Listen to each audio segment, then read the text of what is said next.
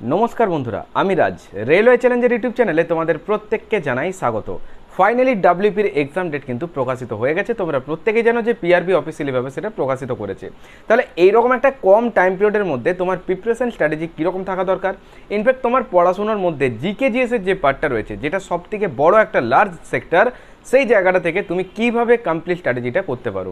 তো আজকে আমি তোমাদেরকে একটা জিকের লিঙ্ক আপ দেখাবো। অর্থাৎ তুমি যখন জিকেটা বাড়িতে পড়বে সেলফ স্ট্র্যাটেজির মধ্যে, তো ঠিক এইভাবে তোমাকে কিছুটা কাভার আপ করার চেষ্টা করতে হবে। অর্থাৎ একটা জিকে থেকে এক্সাম ওরিয়েন্টেড অ্যানাদার জিকেগুলোকে কমপ্লিটলি লিঙ্ক করে ধরে রাখবে কী করে, তার নমুনাভাবে আজকের এই সেশনটাই। তাই ভিডিওটা শেষ পর্যন্ত দেখবে, কোনো রকম স্কিপ করবে না। আর চ্যানেলে নতুন দর্শক হয়ে থাকলে অবশ্যই সাবস্ক্রাইব করবে, পাশে থাকা বেল অন করে নোটিফিকেশনটা কল করতে হবে, যাতে করে পরবর্তী গুরুত্বপূর্ণ ভিডিওগুলোর আপডেট নোটিফিকেশনে তোমাদের ফোনে পৌঁছে যায়। এইরকম সেশন আমি তোমাদের সাথে প্রায় এবার থেকে কন্টিনিউয়াসলি ভিডিও ফরম্যাটে প্রোভাইড করবো। এছাড়া লাইভ সেশন হয় দুপুর 3টেই, যেখানে জিকে কুইক রিভিশন হবে আগামীকাল দুপুর 3টেই। ইয়েস, আগামীকাল দুপুর 3টেই হবে ইন্দাস সিভিলাইজেশনের প্রপার অ্যানালাইসিস।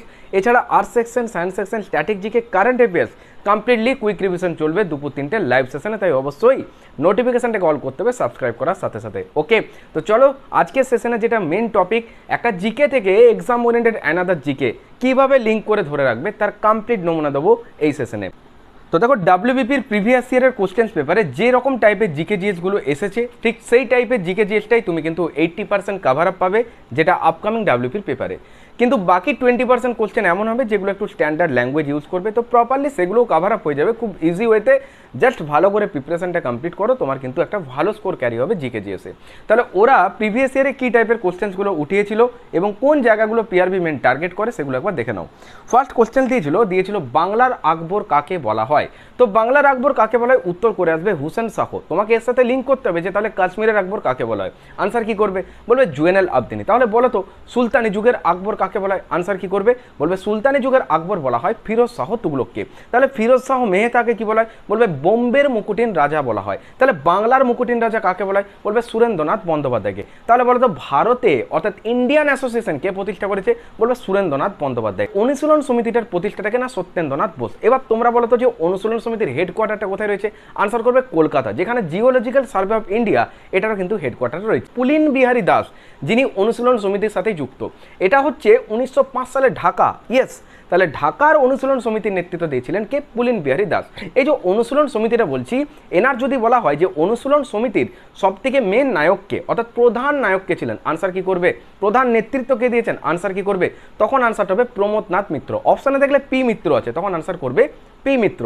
এতটুকু ক্লিয়ার হয়েছে।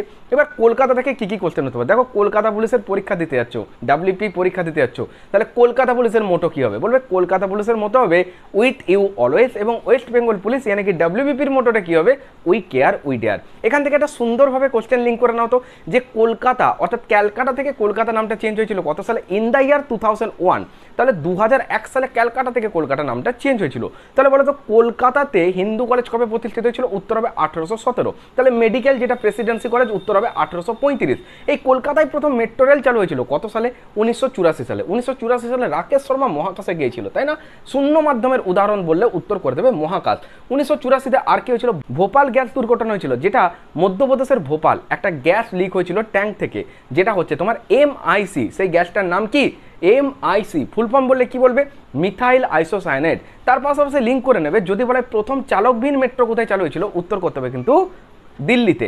যেরকম প্রথম রোবট দ্বারা ট্রাফিক নিয়ন্ত্রণ হয়েছিল মধ্যপ্রদেশের ইন্দোর, যেখানে লতা মঙ্গেশকর, যাকে স্বর কোকিলা বলা হয়, তাই না, যার ডাক নাম ছিল কি হেমা দাস, তার দাদার নাম কি, উত্তর কি করবে হৃদয়নাথ মঙ্গেশকর, তাই না। ছত্রপতি শিবাজি যেখানে ন্যাশনাল পার্ক, সেখানে তাকে সমাধিস্থ করা হয়েছে। আকবর থেকে যে কোশ্চেন্সগুলো দিয়ে দেয় যে আকবরের শেষ যুদ্ধাভিযান কোনটা, যেটা 1601 হচ্ছে আসিরগড়ের দুর্গ। মনে রাখবে যেটা পানিপথের দ্বিতীয় যুদ্ধ, অর্থাৎ পানিপথের প্রথম যুদ্ধ ছিল 1526 বাবরের সাথে ইব্রাহিম লোধি। যুদ্ধাক্ষেত্রে প্রথম রুমি কৌশলের ব্যবহার কে করেছিল, উত্তর করবে বাবর, যার আসল নাম মোহাম্মদ জাহিরুদ্দিন বাবর। বাবর কথার অর্থ কি, আনসার হবে বাঘ। বাবরের কন্যার নাম কি, গুলবেদন বেগম, যিনি লিখেছেন হুমায়ুন নামা। কোন দুজন মুঘল সম্রাট নিজেদের নামে আত্মজীবনী লিখেছেন, আনসার করতে হবে বাবর এবং জাহাঙ্গীর। তুজুকি বাবরি, তুজুকি জাহাঙ্গীরি। বাবর প্রথম গোলাপ চাষের নিদর্শন চালু করেছিলেন। এর পাশাপাশি তোমাকে মনে রাখতে হবে যে বাবরের সমাধিস্থলটা কোথায় রয়েছে, উত্তর হবে কাবুল। যেরকম বাংলায় প্রথম কৌলিন্য প্রথাকে চালু করেছেন, আনসার কি করবে, বল্লাল সেন। তাহলে ইকতা প্রথাকে চালু করেছেন ইলতুৎমিশ। এই যে সুলতানি যুগ, যেটা 1206 থেকে 1290, তাই না, সুলতানি যুগের সময় কি হয়েছিল, মূলত কুতুবুদ্দিন আইবক আজমিরে 2.5 দিন का ঝোপড়া নির্মাণ করেছিল। এই যে কুতুবুদ্দিন আইবক যাকে বলছো না, ইনি ঘোড়ার পিঠে পোলো খেলতে গিয়ে মারা গেছিলেন। দিল্লিতে যেটা কুতুব মিনার নির্মাণ কার্যটা শুরু করেছেন কুতুবুদ্দিন আইবক, কিন্তু শেষ করেছিলেন ইলতুৎমিশ। এনারই কন্যার নাম হচ্ছে সুলতানা রাজিয়া, যিনি দাস বংশের শাসক হয়ে নিজে দাস ছিলেন না। যে 1853-তে প্রথম ভারতের রেলপথ চালু হয় মহারাষ্ট্র টু থানে পর্যন্ত, এবং 1854 তার ঠিক পরের বছর যে রেলপথটা চালু ছিল সেটা ওয়েস্ট বেঙ্গলে, হাওড়া থেকে হুগলি পর্যন্ত। যদি বলে সব থেকে উচ্চতম রেলওয়েটা কোনটা, যেটা হচ্ছে দার্জিলিং হিমালয়ান রেলওয়ে, অর্থাৎ যেটা হচ্ছে ঘুম, যেটা হচ্ছে 1881। যদি বলা হয় তোমাকে যে বলো তো ভারতের রেলপথের জন্য কাকে বলে, তখন উত্তর হবে বড় লাট অর্থাৎ লর্ড ডালহৌসি। তিনি ডক্ট্রিন অফ লিভস অর্থাৎ সত্যবিলোপ নীতি কিন্তু প্রতিষ্ঠা করেছেন 1848 থেকে 1853-এর মধ্যে।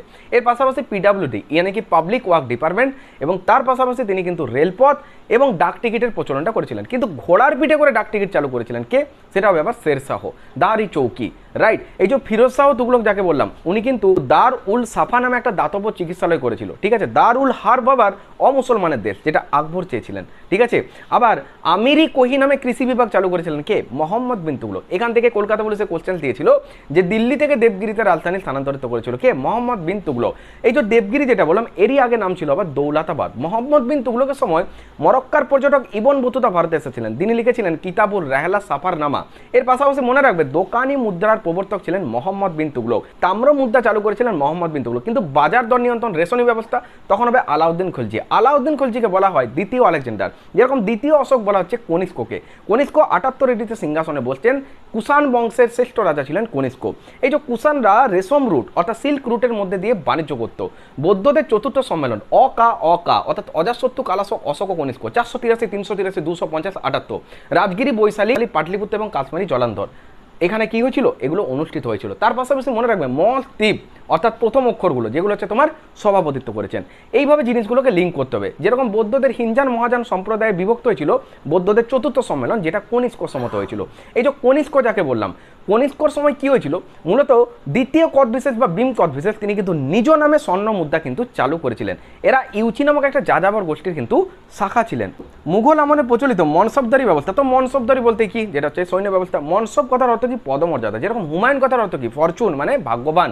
যেমন ধননন্দকে উপাধি দেওয়া হয়েছিল একগ্রামেল, যার অর্থ হচ্ছে উগ্র সৈন্য। যেরকম ভারতের নেপোলিয়ন কাকে বলে, সমুদ্রগুপ্তকে। এই আখ্যাটাকে দিয়েছেন ঐতিহাসিক ভিনসেন্ট আর্থার স্মিথ। তাহলে বলো তো প্রোটেক্টর অফ ইন্ডিয়া অর্থাৎ ভারতের রক্ষাকর্তা বা রক্ষা কবচ কাকে বলে, আনসার করবে স্কন্দগুপ্ত। স্কন্দগুপ্ত হুন আক্রমণ থেকে ভারতকে রক্ষা করেছিলেন। এই আখ্যাটা ওনাকে কি দিয়েছিলেন, এই আখ্যাটা ওনাকে যিনি দিয়েছিলেন তার নাম হচ্ছে ঐতিহাসিক রমেশ চন্দ্র মজুমদার। যেরকম হর্ষবর্ধনকে বলা হয়েছিল সকল উত্তর পদের প্রভু, তিনি হচ্ছেন পুষ্যবতী বংশের রাজা। অ্যাকচুয়ালি পুষ্যবতী যে বংশটা, এটা কিভাবে উৎপত্তি লাভ করে, গুপ্ত সাম্রাজ্যটা যখন পতন হয়ে যায় তারপর কি হয়, যে সাম্রাজ্যটা সব থেকে বেশি এগিয়ে যাচ্ছিল এবং অন্যদেরকে পতন করে করে যাচ্ছিল, সেটাই হচ্ছে ইতিহাসে পুষ্যবতী নামে পরিচিত। মূলত স্থানেশ্বর, হরিয়ানার স্থানেশ্বর বা স্থান্দিশ্বর, এখান থেকে কিন্তু এদের শক্তিশালীটা সব থেকে বেশি হয়ে ওঠে। তো পুষ্যবতী বংশের প্রধান প্রতিষ্ঠাটা যদি বলা হয়, তখন উত্তর করতে হবে আমাদের, যেটা হচ্ছে প্রভাকর বর্ধন। এই প্রভাকর বর্ধনের দুই পুত্র ছিলেন। জ্যৈষ্ঠ যিনি পুত্র তার নাম হচ্ছে রাজ্যবর্ধন এবং কনিষ্ঠ পুত্র হচ্ছেন হর্ষবর্ধন। এনার এক কন্যা ছিল, নাম হচ্ছে রাজশ্রী। রাজশ্রীর সাথে কার বিবাহ ঠিক হয়, কৌনজের মৌখরীরাজ গ্রহ বর্মা। ইয়েস, ওনার সাথে যখন এর বিয়ে ঠিক হলো, তারপরে কি হলো, তো 508-এ সিংহাসন বসেছিলেন কে, প্রভাকর বর্ধন। এবার কি হলো, প্রভাকর বর্ধনের মৃত্যু হলো। যখনই মৃত্যু হলো তখনই কে সিংহাসনে বসতেন, ওনার যিনি বড় পুত্র অর্থাৎ রাজ্যবর্ধন, উনি সিংহাসনে বসতেন। রাজ্যবর্ধন যখনই সিংহাসনে বসতেন, সেই পাওয়ারটা যেটা প্রভাকর বর্ধনে ছিল সেটা নিশ্চয়ই রাজ্যবর্ধনের নেই। তখন মালবের দেবগুপ্ত, গৌড়বংশীয় রাজা শশাঙ্ক, তাই না, বাংলার রাজা যেরকম গোপাল এবং গৌড়বংশীয় রাজা হচ্ছে শশাঙ্ক। শশাঙ্ক কোন উপাধিটা নিয়েছিল, যেটা হচ্ছে নরেন্দ্রাদিত্য, শিলাদিত্য টাকার হর্ষবর্ধনের। এবার দেখো এই যে শশাঙ্ক আর দেবগুপ্ত, এরা দুজন মিলে কি করলো, বললো কৌনলটা আমরা দখল করব। যখন কৌনলটা দখল করতে গেল, তখন ওখানকার রাজাকে মৌখরীরাজ গ্রহ বর্মা, তাহলে ওকে হত্যা করলো আর রাজশ্রীকে ওদের কাছে বন্দি করে নিল। এবার রাজ্যবর্ধন ও কি করলো, ও একদল বিরাট সৈন্যবাহিনী নিয়ে ওখানে গিয়ে হাজির কৌনজে। তখন শশাঙ্কর হাতে তার প্রাণ গেল। যখনই ওর প্রাণ গেল, তারপর সিংহাসনে কে বসছে, প্রভাকর বর্ধনের এবার যিনি হচ্ছেন কনিষ্ঠ পুত্র অর্থাৎ হর্ষবর্ধন। উনি সিংহাসনে বসে কি করলেন, 606 সিংহাসনে বসছেন আর 647 পর্যন্ত উনি কিন্তু রাজত্বকালে ছিলেন, অর্থাৎ 41 টু 42 বছর। এবার উনি সিংহাসনে বসেই চলে গেলেন কৌনজে গিয়ে শশাঙ্ককে বিতাড়িত করলেন এবং রাজশ্রীকে কিন্তু উদ্ধার করলেন। তারপর আস্তে আস্তে কৌনজের উপর ওনার আধিপত্যটার বিস্তার লাভ করে। মনে রাখবে যে ওনার প্রথম রাজধানী যেটা ছিল সেটা হচ্ছে স্থানেশ্বর বা স্থান্দিশ্বর, পরে কিন্তু হয়ে যায় কৌন। এবার হর্ষবর্ধনের দিগ্বিজয়ের বর্ণনা কোথায় পাবে? হর্ষচরিত। ওনার সভাকবি বাণভট্ট, তাই না? অশ্বঘোষ কি লিখেছিলেন? বুদ্ধচরিত। ঠিক তেমনি বাণভট্ট লিখেছিলেন হর্ষচরিত। এছাড়া হর্ষবর্ধন নিজে 3টে নাটক লিখেছিলেন, আনন্দ, প্রিয়দর্শিকা এবং রত্নাবলী। হর্ষবর্ধনকে সকল উত্তর পথের প্রভু কে বলেছেন? দ্বিতীয় পুলকেশী। ওনার সভাকবির নাম রবিকীর্তি, যে আবার রচনা করেছেন আইহোল প্রশস্তি। যেরকম সমুদ্রগুপ্তকে বলা হয়েছিল কবিরাজ, কোথায় যেন? এলাহাবাদ প্রশস্তি। হরিসেন ওনার সভাকবি। সমুদ্রগুপ্তের দিগ্বিজয়ের বর্ণনা কিন্তু ওই এলাহাবাদ প্রশস্তিতে দেওয়া আছে। এবার হর্ষবর্ধন কোথায় পরাজিত হচ্ছে? হর্ষবর্ধন পরাজিত নর্মদা যুদ্ধে দ্বিতীয় পুলকেশীর কাছে। তাহলে ওনাকে দ্বিতীয় পুলকেশী আখ্যা দিয়েছিল যে তুমি হচ্ছে উত্তর পথের প্রভু, সকল উত্তর পথের প্রভু এবং সকল দক্ষিণা পথনাথ স্বামী, এই আখ্যাটা পেয়েছিল কে? দ্বিতীয় পুলকেশী। তো এইভাবে না জিকে গুলো সুন্দর লিঙ্ক করতে হবে করবো। চ্যানেলে নতুন দর্শকগুলো অবশ্যই সাবস্ক্রাইব করবে আর নোটিফিকেশনটা কল করবে, পরবর্তী গুরুত্বপূর্ণ ভিডিওগুলোর আপডেট নোটিফিকেশনে তোমার এখানে পৌঁছে যাবে। আমার কাছে রয়েছে জিকে কুইক রিভিশন যোদ্ধা ব্যাচ। WPKP মেন এক্সামকে টার্গেট করে প্রপারলি কিন্তু ক্লাস এগুলো কভার আপ হচ্ছে জিকে কুইক রিভিশন যোদ্ধা ব্যাচে। এখানে কি কি পাচ্ছ? আর্টস সেকশন, সায়েন্স সেকশন, স্ট্র্যাটেজিকে, এছাড়া কারেন্ট অ্যাফেয়ার্স 2024 একটা করেছি, 2025 একটা এবার ক্লাসের হবে। তো অবশ্যই যোদ্ধা ব্যাচে জয়েন করো, কারণ এই ব্যাচটা আপকামিং WP মেন এক্সামকে টার্গেট করে কভার আপ করানো হচ্ছে এবং প্রত্যেকটা কোশ্চেন হচ্ছে WP মেন এক্সাম ওরিয়েন্টেড, অর্থাৎ সিলেক্টিভ কোশ্চেন। এখানে আর্টস সেকশনের কোশ্চেন সেগুলোই কভার আপ হবে যেগুলো WP বিগত বছরে দিয়েছে এবং আপকামিং পরীক্ষাতে তোমাকে ডিট্টো পরীক্ষাতে ফেস করতে হবে। ইয়েস, সায়েন্সের সেই জায়গাগুলি কভার আপ হবে যেগুলো WP মেনলি টার্গেট করে। PRB একটা নির্দিষ্ট প্যাটার্নের উপর আছে, তার উপর প্রপার অ্যানালিসিস করে কিন্তু এই ক্লাসগুলো করানো হচ্ছে। তাই দেরি করা যাবে না, এই যে নাম্বারটা দেখছো এখানে হোয়াটসঅ্যাপ করে টেক্সট করে দাও। যোদ্ধা ব্যাচ খুব সীমিত মূল্যে পারচেস করতে পারবে, ওয়ান টাইম পে, কোনো মান্থলি ফিজ নেই। ক্লাসগুলো মিটে হয়, আগে যা ক্লাস হয়েছে সেগুলো কমপ্লিট হয়ে রেকর্ডেড পাবে এবং ক্লাস নোটস PDF কমপ্লিটলি তুমি সাবজেক্ট ওয়াইজ পেয়ে যাচ্ছ। তাই দেরি করো না, দ্রুত এই নাম্বারে হোয়াটসঅ্যাপ করে টেক্সট করে দেবে যোদ্ধা ব্যাচ। ইয়েস, এই ব্যাচটা আপকামিং WPKP মেন এক্সামে তোমাকে অনেক অনেক হেল্প করবে এবং মাত্র 1.5 থেকে 2 মাসের মধ্যে প্রপারলি জিকেটা তুমি কভার আপ করতে পারবে। জিকের সিলেবাসটা হচ্ছে লার্জ সেক্টর, এখান থেকে ডেসক্রিপটিভটা পুরো কভার আপ করার পর যে জায়গাগুলো তোমাকে মেন টার্গেট করতে হবে, প্রিভিয়াস ইয়ারের উপর অ্যানালিসিস করে যেগুলো তোমাকে মেন টার্গেট করতে হবে সেগুলোই কভার আপ করতে পারছো এই যোদ্ধা ব্যাচে। তাই যোদ্ধা ব্যাচে জয়েন করার মাত্র 1.5 থেকে 2 মাসের মধ্যে জিকেটাকে পুরো কভার আপ করো। এগুলোর ভ্যালিড রেখেছি এক্সাম টাইম পর্যন্ত, তাই পরীক্ষার আগে কিন্তু তোমার 2-3 বার সুন্দর রিভিশন হবে, যেটা হচ্ছে জিকের মেন। শুধু পড়ে গিয়ে কমপ্লিট করলে হবে না, জিকেতে কিন্তু কমপ্লিট করার পর 2-3 বার রিভিশন দিতে হবে, তবেই পরীক্ষাতে উইথ একুরেসির সাথে তুমি কিন্তু জিকেতে একটা ভালো স্কোর ক্যারি করতে পারবে, যেটা কিন্তু হয়ে যাবে তোমার এই যোদ্ধা ব্যাচে। অনেক নাম্বার অফ স্টুডেন্ট যারা কিন্তু এই ব্যাচে যুক্ত রয়েছে, তাই তুমিও দেরি করবে না, দ্রুত জয়েন করবে আর আজ থেকে র্যান্ডম জিকেটা প্রস্তুতি শুরু করো। মাত্র 1.5 মাসের মধ্যে জিকে কিন্তু তোমার হাতে পুরো কভার আপ হয়ে যাবে। আর হ্যাঁ, WPKP মেন এক্সামে তুমি কিন্তু উইথ একুরেসির সাথে আউট অফ 25 একটা ভালো স্কোর ক্যারি করতে পারবে, তাই জয়েন করে যাও যোদ্ধা ব্যাচে। ইয়েস, এই যোদ্ধা ব্যাচে তোমার প্রিভিয়াস যা ক্লাস হয়েছে কমপ্লিট রেকর্ডেড ফর্মে পৌঁছে দেবে। এবার ক্লাসগুলো গুগল মিটে হয়, তার লিঙ্ক তুমি কিন্তু গ্রুপে পেয়ে যাবে। এবার ইনকেস তুমি ক্লাসে অ্যাটেন্ড করতে যদি না পারো, সেক্ষেত্রে ক্লাসটা কমপ্লিট হওয়ার পর গ্রুপে সেটা রেকর্ড ভিডিও পৌঁছে যাবে, আর তার পাশাপাশি তুমি কিন্তু রেকর্ড ভিডিও দেখার সুবিধা পাচ্ছ। তাই দ্রুত জয়েন করো আর র্যান্ডম জিকেটা প্রস্তুতি শুরু করে দাও। মাত্র 1.5-2 মাসের মধ্যে জিকেটা তোমার প্রপারলি কভার হবে এবং আপকামিং WP মেন এক্সামে উইথ একুরেসির সাথে জিকেতে একটা ভালো স্কোর ক্যারি হবে। তাই জয়েন করো যোদ্ধা ব্যাচ। তো আজকে এই পর্যন্তই। অবশ্যই ভিডিওটা একটা করে লাইক করবে এবং ফ্রেন্ড সার্কেলে শেয়ার করবে, আর নিউ ভিডিওস হলে সাবস্ক্রাইব করবে আর বেল অন করে নোটিফিকেশনটা কল করে দেবে। দুপুর 3টায় জয়েন করবে আমার সাথে লাইভ সেশনে, যেখানে জিকেগুলোকে প্রপারলি কুইক রিভিশন হয়। তাই লাইভ সেশনের নোটিফিকেশন পাওয়ার জন্য অবশ্যই নোটিফিকেশনটা কল করতে হবে আর টেলিগ্রাম গ্রুপে অবশ্যই জয়েন করো, যার লিঙ্ক দেখো ডিসক্রিপশন বক্সে দিয়ে রেখেছি। এছাড়া তুমি টেলিগ্রামে গিয়ে সরাসরি সার্চ করতে পারো রেলওয়ে চ্যালেঞ্জার, ওখানে জয়েন করো। পার সানডে WPKP মক টেস্ট পাবে এবং তার পাশাপাশি লুসেন্টের বেঙ্গলি ভার্সনের সিলেক্টিভ মিক্সড জিকের PDF এর পেজগুলো ওখানে দেওয়া আছে, ইজি কালেক্ট করতে পারবে। তাই জয়েন করে যাবে টেলিগ্রামে। তো প্রত্যেকে ভালো থেকো, মন দিয়ে পড়াশোনা করো। দেখা হচ্ছে তোমাদের সাথে নেক্সট ক্লাসে। টাটা।